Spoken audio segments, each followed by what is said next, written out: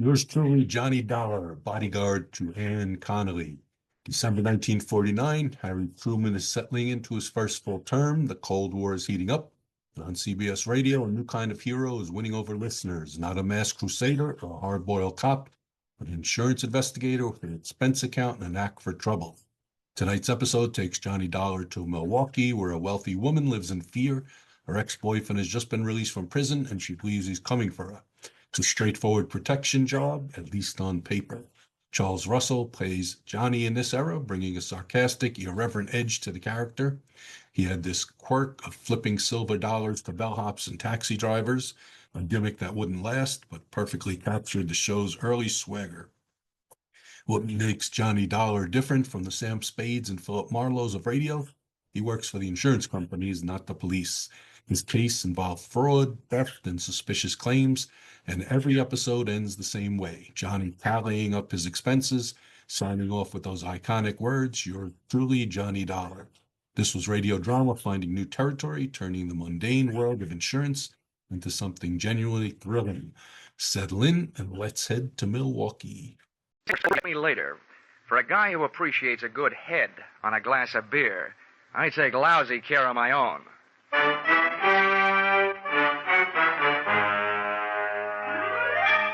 This is another in the adventures of America's fabulous freelance insurance investigator, Johnny Dollar, starring Charles Russell. At insurance investigation, Johnny Dollar is only an expert. At making out his expense account, he's an absolute genius.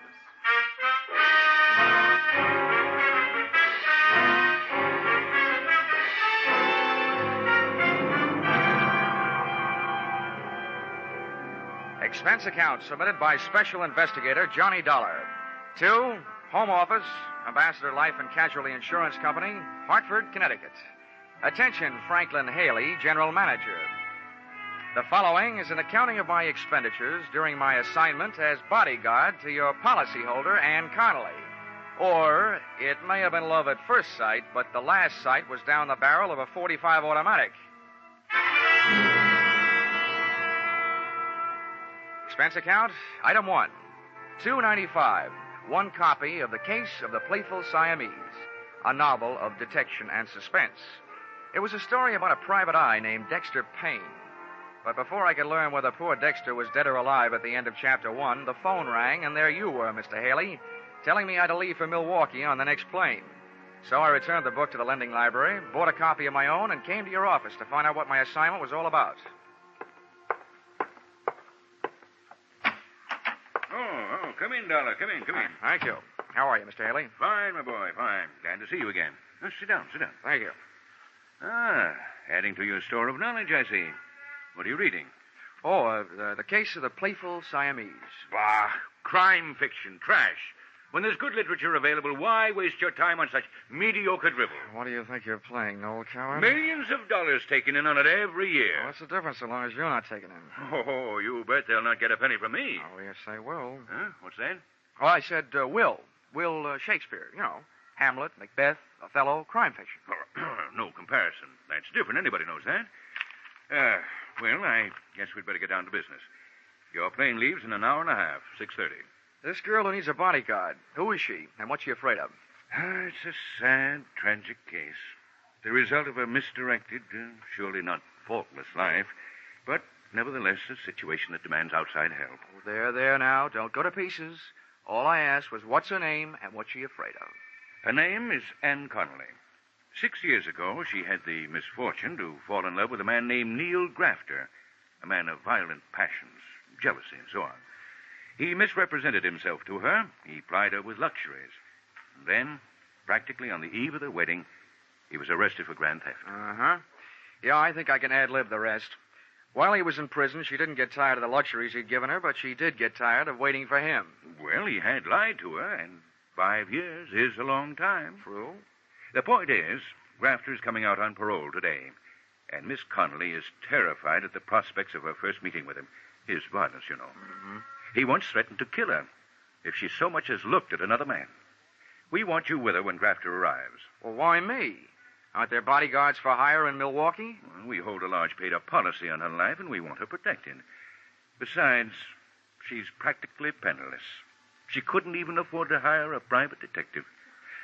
You know, it's a tragic case. And then, on the other hand, possibly all her fears are imaginary. Perhaps nothing will happen at all. Look, Mr. Haley, you can count on one thing. If I'm mixed up in it, something will happen.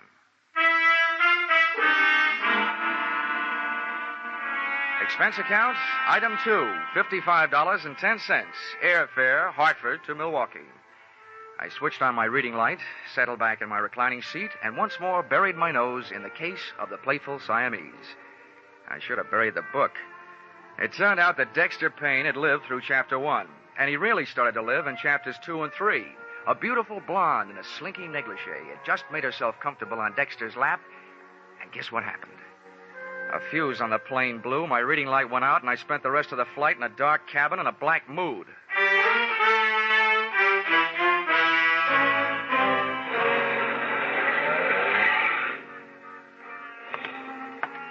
Expense account, item 3, $2.50.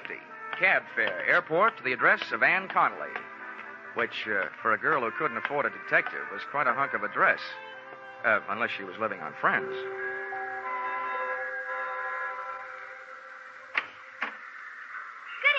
Good evening. In case you are looking for Miss Connelly, she is not here. In fact, she has went out for the entire evening. Oh? Well, I think she's expecting me. At least she sent for me. She sent for you? Yeah, I'm Johnny Dollar from the insurance company. Oh, how dense of me. She did mention in passing that a detective would show up. Step inside, please. Thanks. Just hang up your coat and things. All right. She wishes you to remain until she comes home, which could be any time after the joints close up. yeah, sure. And, in the meantime, I have been instructed to see that you are comfortable. So, what would you care for, a straight slug or a highball? Well, a highball would be fine. Step this way, please. Yeah. Oh, the floor's waxed, so watch that throw rug if you don't wish to land on your ear. Okay, thanks. Hey, it's a nice place. Do you own it? Most decidedly not. To me, it is a sweatshop. I am Cora. I am Miss Connelly's personal maid. Personal maid? I agree that I do not look the type. I only accepted the position because I was on my uppers. My regular racket is specialty dancing. Please be seated. Thanks. Cora, if I may call you Cora? Oh, please do. Cora, as I understand it, Miss Connelly needed a bodyguard, but she couldn't afford to hire one. So she asked the insurance company that holds a policy on her life to supply one. Well, that's me. And now I find out she lives in a house on the right side of the tracks and has a personal maid. I'm confused. Listen, Mr. Dollar. It is my opinion that preventive measures should start at home, if you know what I mean. No, I don't. In other words, she needs a bodyguard like I need a foster mother. What do you mean by that? From what I have saw, she has more men hanging around to protect her than Princess Margaret. You know, if they were divided into a line in a backfield, they could walk over Notre Dame. Especially a handsome specimen named Ray Merrick, whom she is dating tonight. Well, what about this guy who's coming out on parole? Pardon me? Neil Grafter. While he was cooling his heels in prison, she was cooling her love for him. And she's afraid of what will happen when she tells him. This is news to me. Of course, I have been in Miss Connelly's employ only a few days, but I have not heard mentioned any kind of a grifter or a stir-bum in her past. Now, as regards to your highball, would you care for scotch, bourbon, brandy, soda, or plain water? Make it scotch, soda, and no ice. Hey, Cora, if you don't mind a compliment, that outfit you're wearing, naked sandals, quilted skirt, and that sweater, make you look less like a personal maid and more like a personal friend of Errol Flynn's. I should live so long, but I thank you for your appreciation. It's part of my condition here that I am allowed access to Miss Connelly's wardrobe. Except for, here, we're the same size. Here's your scotch end. Thanks. And, if there's anything else that would add to your comfort while you wait, name it. All I need now is an easy chair and a lamp. I'll get back to the case of the Playful Siamese. Pardon me?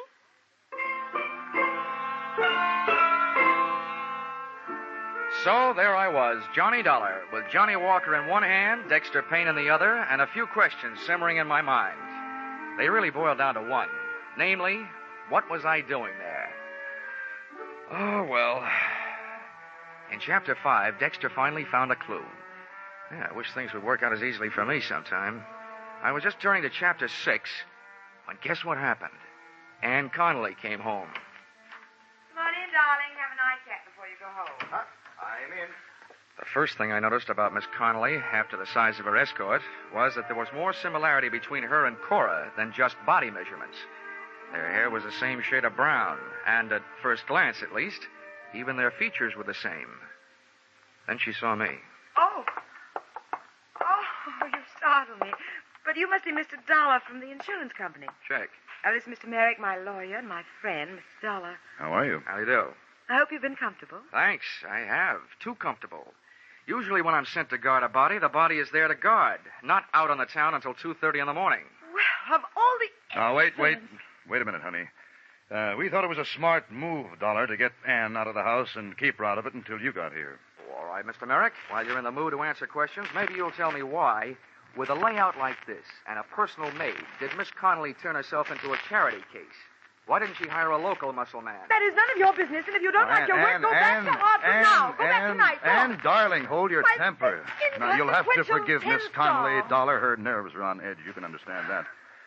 Dollar, the fact is that she couldn't afford to hire protection. A, because her funds are low at the moment. B, because there's no telling how long she'll need protection. There's no way of knowing when Grafter will show up.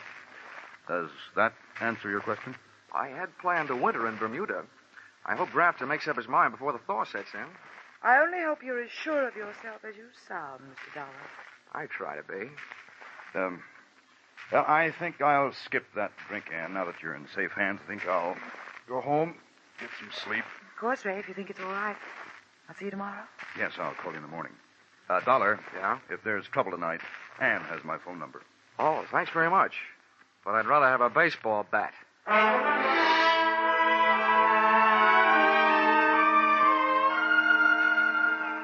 I learned early in my career that an excellent way to court disaster is to wait for trouble because it usually sneaks up behind you. But it was too late then to go looking for it, so I made the rounds of the house, checking the locks on doors and windows. Then I turned off the lights and hunched myself up on a couch that would have tested the stoicism of a bed of nails type Indian faker and tried to stay awake. I wondered about Dexter Payne. I wondered if the playful Siamese was a cat or somebody from Siam. And I just about made up my mind to duck into the closet with my trusty Ronson and read until the fluid ran out. And guess what happened? A door closed quietly, and a white-robed figure floated toward me. Mr. Dollar. Pardon the intrusion of your privacy, but there are certain things I'd like to hash over with you in secret. Oh, wait till I see if I can straighten my back, Cora, and I'll make room for you on the couch. Many thanks. All right. I hope you don't mind my state of attire, but I didn't bother with the robe in case the noise of the closet door might waken Miss Connelly. That double-talking nail. Oh, here, I'll put my jacket on your shoulders. Thanks, but I can only stay a minute. Listen, Johnny. You may think me meddlesome, since it's none of my affair, but I couldn't help but overhear. And them two were feeding you a line of downright untruths earlier in the p.m. Well, this is the best news I've had since I got here. Give me more. It was in regard to Miss Connelly's financial standing. I happen to know that dame is as solvent as the state of Wisconsin. Well, on that I haven't read up. She's fat, and I'm not casting aspersions on my own figure. Oh, please don't. How'd you find this out, Cora? It is not that I make a habit of putting my nose where it does not belong. But when I see a book lying open, I can't keep my eyes away. Yeah, I know just how you feel. Well, in this case, it happened to be her bank book. And with that balance, she could afford J. Edgar Hoover. Yeah. Why are you telling me all this? Have you got something against her? Mr. Dollar, if you are casting aspersions upon my honesty... It's only a faint suspicion, but you could be trying to talk me into leaving the case and leaving Miss Connelly unprotected. Well, I am thoroughly disappointed. A fine lot of thanks after I braved possible pneumonia. Oh, Cora. It so happens that I told you because I am a strong believer that it is decidedly crummy for anyone to take advantage of their fellow man. Now, look, Cora. But from now on, you can take a flying leap. Cora. If you were dying of thirst, I would... What's that?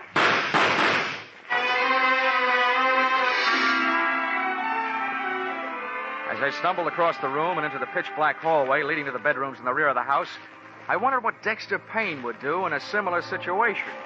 To both Dexter and me, life was just a bowl of uncracked nuts, unopened Chinese fortune cakes, and unanswered questions headed up by Who Shot Whom?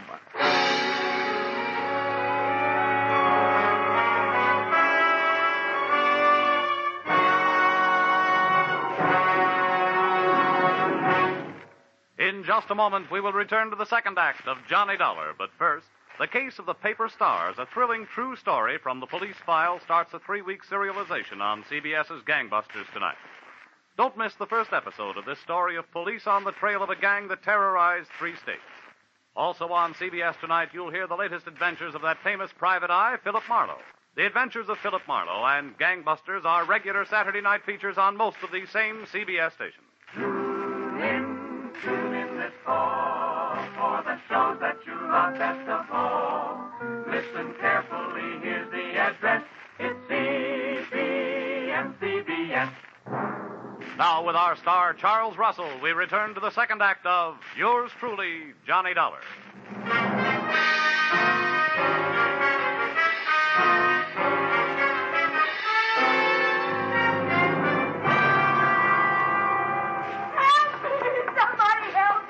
Anne Connelly's hysterical screams told me the way to her room, but before I got there, a stream of cold night air blowing into the hall through an open door to another bedroom stopped me. The draft was coming from a smashed-out window, and the smell of cordite that came with it meant that this room had been the shooting gallery. The corner of my eye picked up the corner of a white garage just as a king-size shadow of a man crossed it, and I went out after him. I made the garage in a dozen heartbeats. Believe me, the way my heart was going, that was record time. And as I skidded around the corner, an arm about the size of a fire hose came out of the darkness, crooked around my neck, and pulled. Face that loomed up above, and in front of mine was ugly, bearded, and wild-eyed. So, you're working against me, too. Let go. What's the matter with you? Yeah, sure. I'll let go. Oh, you must be Neil Grafter. I didn't kill her, did I? Because she wasn't in her bed. Oh, where was she? With you? No, she wasn't with me. What's the matter with you, anyway? So she went sour on you. Happens every day. They even write songs like Don't Cry Joe about it. Look, you spent enough time in prison to learn not to like it. Why set yourself up to go back for the rest of your life? You were smart enough to get out on parole. Why don't you get smart enough to pull yourself together? Prison? I don't remember any prison. I forget things sometimes. Oh, but I could ask the doctor. No, not anymore. Who are you?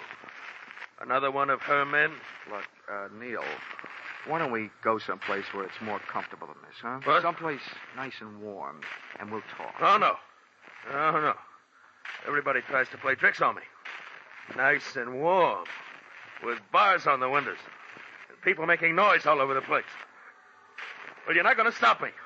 Nobody is. Why don't you let me help you then? Come on. That's what the doctor kept saying. You're a doctor. Well, I don't need any help. I can do it myself. Now, calm down, Grafter. With my own hand. Here, I'll show you, doctor.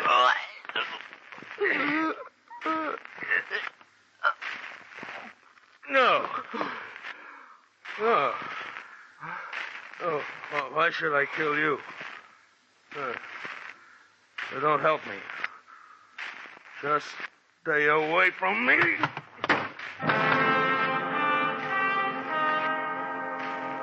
He went. And what's more, I watched him go. One, I didn't have enough strength to get off the ground. Two, if I'd had the strength, my extreme dislike of being choked to death would have argued me out of going after him. Three, the guy was obviously nuts. When I finally could make it, I staggered back to the house.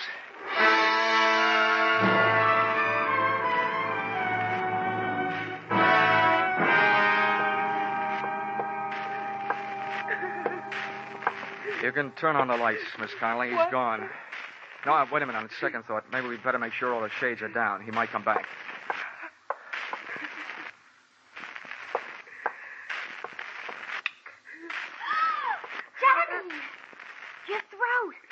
did the luck do to you? You might say he saved my life. At least when he got halfway through the job, he changed his mind about killing me. You talked to Neil? I tried to, but he didn't understand anything I said. And Miss Connelly, he didn't talk about wardens and paroles, as in prisons. He talked about doctors and barred windows and noisy people, as in mental hospitals. Do I translate that to mean that he's off his rocker? Cora, please, go over there and sit down, will you? I'll get to you later. Well, palm me. Just pretend I'm elsewhere someplace. After all, it was only my bed that he blasted. Did you hear that, Miss Connelly? Yes. Yes, I know it was a horrible thing to do, having Cora sleep in my room. I was half crazy with fear. Why doesn't Ray get here? He promised to hurry. Maybe we can air some of the linen before he arrives. Instead of being in prison, which was a story I got, Grafter was in a hospital for the criminally insane, nursing a big yen to ventilate your head. Is that right? Please, Yes. Yes, that's the truth. He escaped a month ago. A month ago? Yes. The doctors notified the police here that I was in danger, and they supplied a 24-hour guard for the house. But after a month, they decided Neil had gone someplace else, so they withdrew the guard. Oh, great. So the only people left who cared more about your fate than they did about mine was your insurance company. Well, we had to do something, but I didn't have any insurance. What? So Ray bought a policy for me, and then we contacted the company. Aha. Legal blackmail, huh? Which brings to mind a meaty little question. Did you lie to the general manager, Franklin Haley, about where and what Grafter really was? Or did that misplaced con man hoodwink me into this mess? We told him the truth. I swear we did. Okay. I hope he lives through my expense account, because that little trick is going to cost him.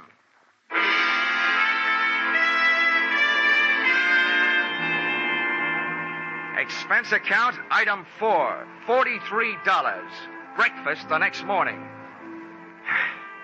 Over which I managed to steal a few moments alone with Dexter and his dilemma. In Chapter 7, Dexter finally came upon the corpus delicti. The only sign of life in the place was a Siamese cat playing with a ball of string. But before I could find out how the cat figured into things, the phone rang. Hello? Mr. Dollar, please. Yeah, this is Dollar. Your call to Millville State Hospital is ready. Oh, fine.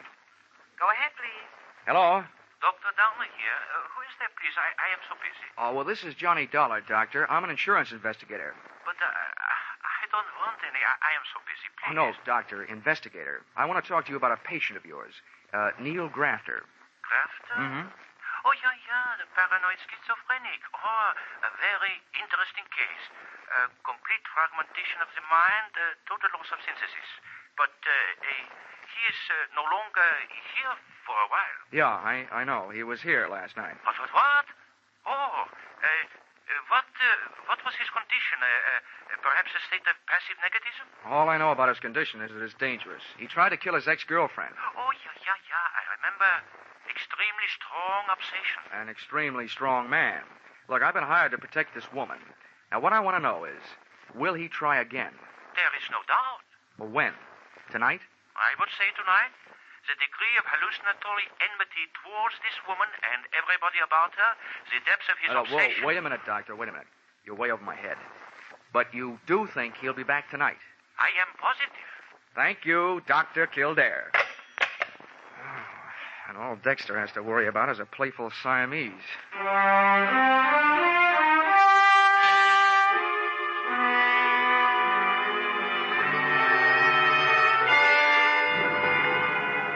Waiting for a paranoid killer can be depressing all by itself.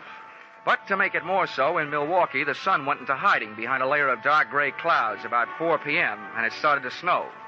It had the mood of Wuthering Heights, with icicles. At 5:30, daylight shut down, the night shift took over. And at 8, after a dinner that nobody dined on, I didn't brush my teeth, I lied in them. And what kind of protective measures do you propose to make tonight, Dollar? Oh, none. As far as I'm concerned, this is a night off. Dr. Downer out at the hospital, who knows Grafter better than anyone else, says he won't be back tonight. Oh, I wish we could be sure of that. Yeah, so do I. How can he make such a positive statement? Probably because he's spent his life with people like Grafter. No, I tell you, there's nothing to worry about. Miss Connelly, I want you and Ray to go out, just like you did last night. Cora and I will stay here.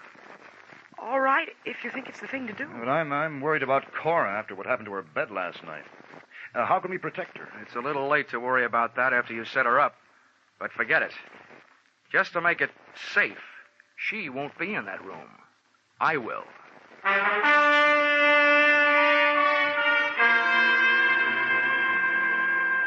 Expense account, item 5, $50, refreshments.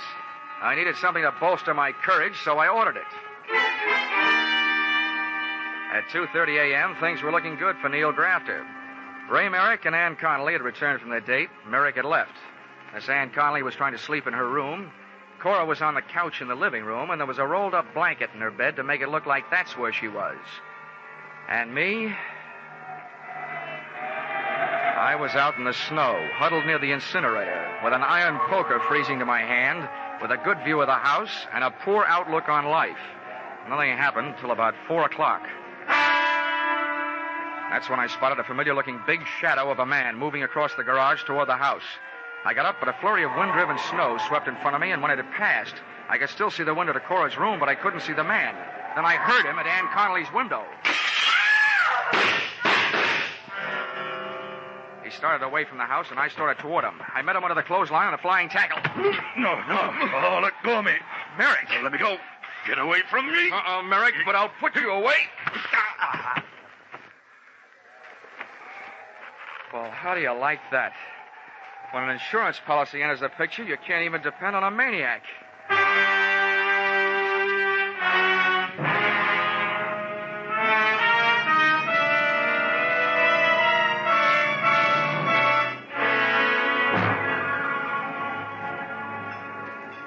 Well, just one more then, to pacify my nerves. They're jumping. Now, take it easy, Cora. This is a fine time to start falling to pieces. Oh, why doesn't the doctor get here? Now, don't worry, he's coming. I've called for an ambulance. If Miss Connelly kicks off, I will hold him personally responsible. Now, look, Cora, I appreciate your feeling toward your fellow man, but Miss Connelly made a pigeon out of you.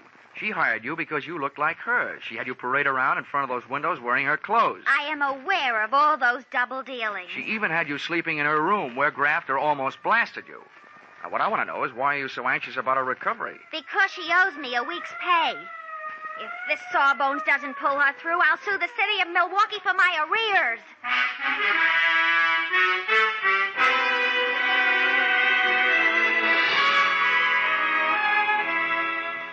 Expense account, item 6, $150 for services rendered while I was on the giving end of a blood transfusion, which Anne Connelly needed before she could be moved. One item, at least, that you shouldn't balk at since she is your policyholder. The doctors give her a 50-50 chance to live, but even if the scales tip the other way, I think your money is safe. Because her beneficiary, Ray Merrick, is guilty, among other things, of attempted fraud, since he planned on having Neil Grafter blamed for the shooting he did. Expense account, item 7, 5 cents. Newspaper, which reported that the police had returned Grafter to the hospital from which he had escaped. He did come back, as Dr. Kildare said he would, but he was a little late and missed the party. Item 8, $55.10. Airfare, Milwaukee to Hartford. Expense account total? Oh, yeah, Dexter Payne. You know, I never did finish that book. After those cats I'd been jiving with, I couldn't care less about a playful Siamese. Expense account total, $845.30. Signed, yours, truly, Johnny Dollar.